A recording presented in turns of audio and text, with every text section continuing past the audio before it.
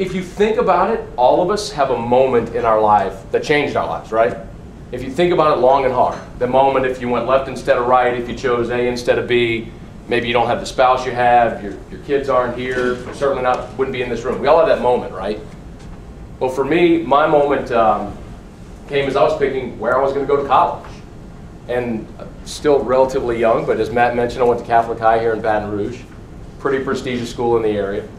And I grew up as a kid that my dad always taught us, be ambitious, but be humble. You know, I grew up reading books like The Go-Getter and The Magic of Thinking Big and Think and Grow Rich and The Power of the Subconscious Mind. That's pretty unique for a kid to grow up. You know, a lot of people have like a shut-up jar or a curse jar. You know, if you say shut up to your sibling, you have to put a quarter in. We had a can't jar. If you said the word can't, you had to put a quarter in the jar. So that's the kind of environment that I grew up in as a kid. So I was always taught, man, set your goals up here and go for them. So when I was coming out of high school, I thought, all right, what's the most ambitious goal I could have as far as where to go to college? And so many of my classmates were going to LSU. I thought, man, I got to shoot above that. And it was based out of ignorance. But my brother, who's my best friend, went to Notre Dame. We're a year apart. And I figured I got to follow Big Brother. You know, I want to go up to Notre Dame and be at South Bend and Golden Dome and all that stuff. So coming out of Catholic, I applied to 5 schools. And you can boo me. It's fine if you want to. LSU, of course. Texas A&M. Tennessee. Notre Dame. And Holy Cross. Who's seen Rudy, the movie Rudy? That Holy Cross. And as I was getting my second semester, my senior year, the acceptance letters started coming in. I got into Holy Cross. I got into LSU. I got into Texas A&M. I got into Tennessee. And the one that I was really waiting on, though, was Notre Dame. And you know how whenever you get the acceptance packet, it's like a big manila envelope, and it's got all the stuff. It's got your housing stuff, and it's got your coursework stuff, and your acceptance stuff, but you're not reading any of that stuff because you're just jacked that you got in. I got a little bitty envelope is what I got, a little bitty one. So, the one place that I really wanted to go, I didn't get in. So I had a decision to make. What am I going to do? And it came down to LSU and Texas A&M where I was going to go in my mind, and I decided I was going to go to Texas A&M. And my brother... My brother had just finished his freshman year at Notre Dame, and we were going to pick him up and bring him back down. My folks and I were driving up to South Bend. And my dad said, look, you've never even seen Holy Cross. Before you send in your acceptance paperwork to A&M, go see Holy Cross. We're going to be there. Just go tour the campus. So I said, all right, I can wait a weekend. So to show you just kind of how impulsive an 18-year-old can be, we go on the tour, and the dean of the university, it's a very small campus, only 500 students. The dean of the university walks me and my family around the campus, and we're walking out after the tour, literally like this, walking out the building. That's the end of the building, walking this far. My dad says, so what did you think? I went, I'll go here. So we walked right back in and cut a check for the admissions fees, and that was it. Is anybody here from the Midwest or Indiana? Do we have any chapters represented? Okay, good, because I don't want to offend anybody. Spent 1 year in South Bend. Yes. Really? I live there. That's fine. Great people, great place. But I would say there are the 2 F's and the 2 W's. The football, the food, the weather, and the women. And coming from South Louisiana where the football is unmatched, the food is unmatched, the weather, well, I mean, it's cold right now, but typically you get a lot of sun. And I mean, come on, there's nothing like a Southern Belle. Going to the Midwest was culture shock. We got our first snow in October, our last snow in May. They thought the greatest thing I ever did, we had dorm cookouts. I made hamburgers one time and I put Tony Chachere's on, and they thought it was the greatest thing ever. I couldn't understand what I did to this meat. Needless to say, and because it was what it was, and it was about negative temperatures, we got snow for 8 months out of the year that I was there. I was a pretty good student. I turned it from about a 3.5 to about a 4.0 student in a year because there wasn't anything else to do but sit in my room and study. So I got to the end of my freshman year of college, and my grades were really good, but I knew that I wasn't happy. I wasn't happy there. I just didn't fit.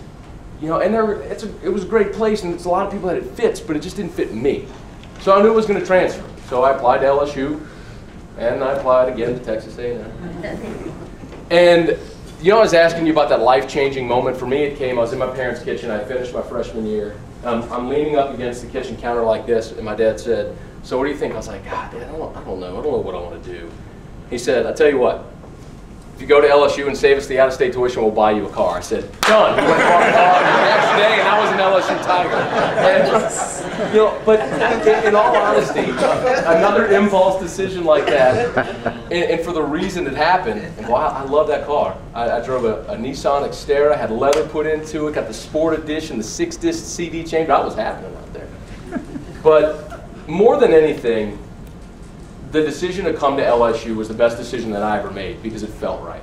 I mean, I think all of us, because you're here, you're still involved in your alma mater. It's because you love this place. You know that feeling. You had that feeling that I had from the second I stepped on campus. You know, whether it was going to class or the experiences we shared. Like, I was an obnoxious football fan. I mean, I was the guy who would get to, if I sat next to you at any games during my college years, I apologize, because I probably ruined your experience. And that's right, I was an obnoxious fan. I was the guy who'd get to the gate, the student gates, like 4 hours before the student gates even opened so I could sprint in the stadium and be in the front row. I mean, that's how obnoxious I was.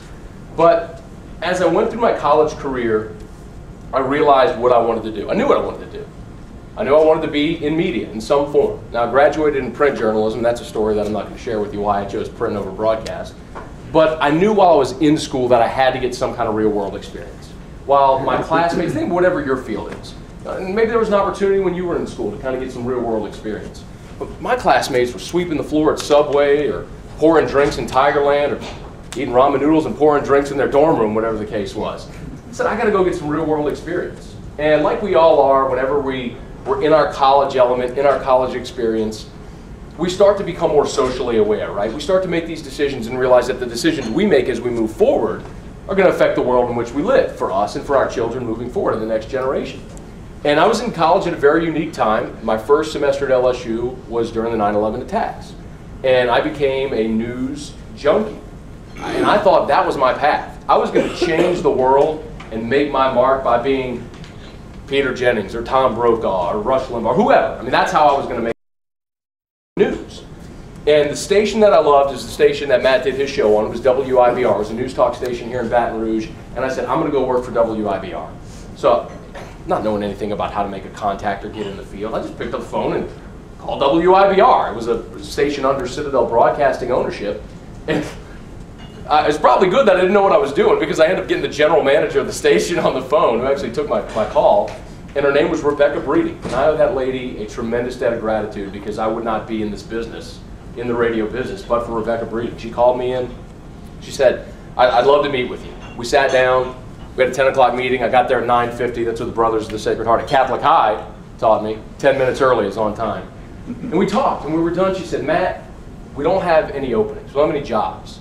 And she said something to me that was so profound, and I'll carry it with me forever, and I'm so indebted to her for it. She said, but I learned a long time ago as a manager that you make room for good people, and you're good people.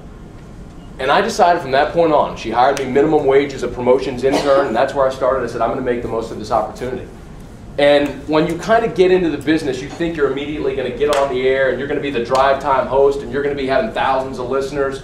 My first job in radio as a promotions intern, and if you ever listen to FM radio, you know you got these guys, it's like Armpit and Jock Itch in the morning on Rock 92. I mean, y'all know what I'm talking about, right? These crazy, wacky DJ guys.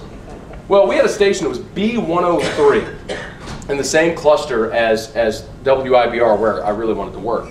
Well, a lot of stations have mascots, and B103, on its name, B103, had a big, fuzzy bee suit. So you can imagine whose first job in radio was to go to the mall and wear a bee suit and take pictures with kids. That was me, in a bee suit. But the more I was willing to do things like that, clean out a prize closet, I changed light bulbs in the office building where I worked. But in doing that, I stayed humble. And that's something my parents had always taught me. Be ambitious, but stay humble.